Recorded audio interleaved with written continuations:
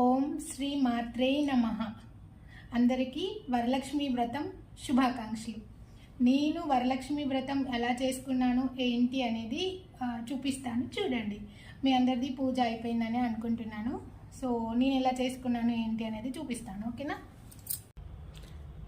ఈ సంవత్సరానికి నేను ఇలా పూజ చేసుకున్నాను.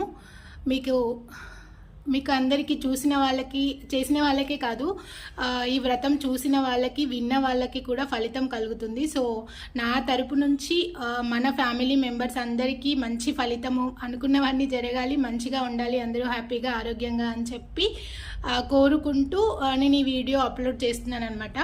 సో మీరందరూ కూడా ఓం శ్రీ మాత్రే నమః అని చెప్పి కామెంట్ చేయండి. మీ అందరికీ కూడా మంచి ఫలితం లభిస్తుంది. ఏమో ఎలా చెప్పానో ఏమో, నేను అనుకున్నదైతే ఇదే. ఇంకా అందరూ హ్యాపీగా ఉండాలంతే, అదే చెప్తున్నాను అనమాట. అండ్